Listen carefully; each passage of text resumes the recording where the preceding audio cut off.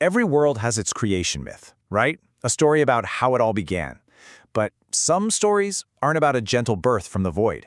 Some are about a world that was forged in the fire of divine jealousy and almost completely destroyed by it. Today, we're talking about the story of Panguard.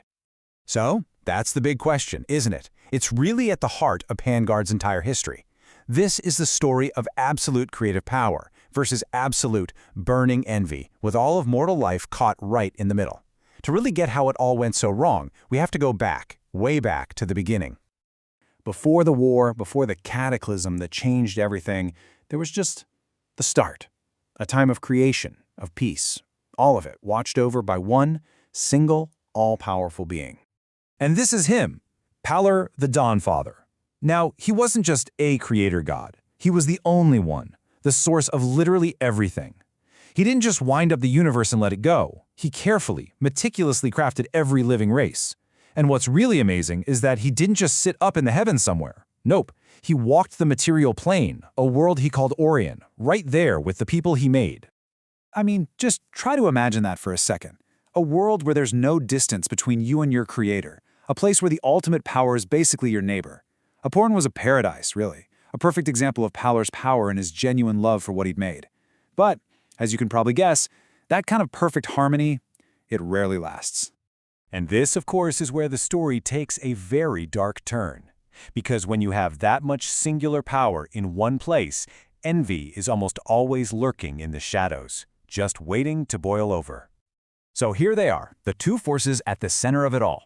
On one side, you've got Palor, the creator, the nurturer, the only being who could make life from nothing. And on the other side, his son, Asmodeus. See, Asmodeus couldn't create. He had no power to make life, and that one single fact just ate him alive. It filled him with this all-consuming jealousy. He didn't see his father's creations as beautiful. He saw them as a constant reminder of what he couldn't do. So he decided on a new path. If he couldn't create, well, he would corrupt. And he wasn't about to do it alone. He took that burning jealousy and he weaponized it. He used it to whisper in the ears of the other gods, poisoning their minds. He convinced them to abandon their posts, to forget their divine duties, and to join his rebellion. And their target? The mortal world of Aoran, the ultimate symbol of the creative power they all resented. So, with the gods literally descending from the heavens, the material plane was no longer a safe haven. It was a battlefield. The divine war had begun. And things escalated scarily fast. What started as a rebellion in the heavens quickly became a full-blown war on the mortal plane. It all led to this final, desperate showdown between father and son. But Asmodeus, maybe knowing he couldn't really win, had one last terrible trick up his sleeve. An act of pure, world-ending spite. 2/3. Just let that number hang there for a second. We're not talking about 2/3 of an army or a city. 2/3 of an entire world. In that last hateful act, Asmodeus called down a meteor that was meant to wipe out everything. He didn't quite succeed in destroying all of existence, but the damage was, well, it was catastrophic. 2/3 of Amoren and all the life on it was just gone, erased from reality in an instant. But it wasn't the end. From the ashes of a near apocalypse, the survivors held on to the little they had left.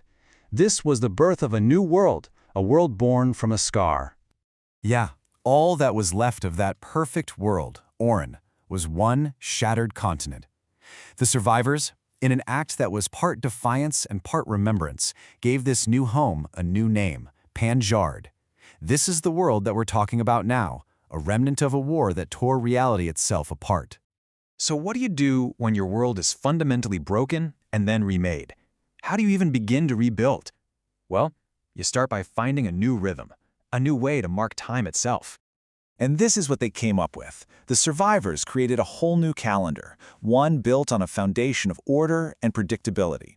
It's structured with 13 months, and each month has exactly 28 days. I mean, think about that. After experiencing the ultimate chaos, the very first thing they did was impose a perfect mathematical cycle on their new reality. It was kind of their first act of defiance against the chaos that had destroyed their home. And you can see right here how their new culture started to take root. Their whole lives were mapped onto this new flow of time. They marked the solstices and equinoxes. They started celebrating a new year in Aprilmund. They created new harvest and winter festivals. The point is, life didn't just survive, it adapted. It found a way to create new traditions, new reasons to celebrate, all within this brand new 13-month structure. But here's the crazy thing. Even after a war between gods, after the planet itself was reshaped, some things are just so fundamental, so deeply ingrained that they somehow survive, like an ancient rhythm that just couldn't be broken. The 7-day week, it's kind of wild when you think about it. The heavens could fall, the worlds could be shattered, the calendar could get a whole new month thrown in, and yet the simple, familiar 7-day cycle of a week just kept going. It became this cultural anchor, a small, stubborn piece of the old world that gave them some comfort and structure in the new one. And that really leaves us with this final thought. For the people of Panguard, their calendar isn't just about tracking the seasons. It's a constant reminder. It's a reminder of the world they lost, the cataclysm that created theirs, and the incredible, stubborn persistence of life to find a new rhythm, even on a world that began as a scar.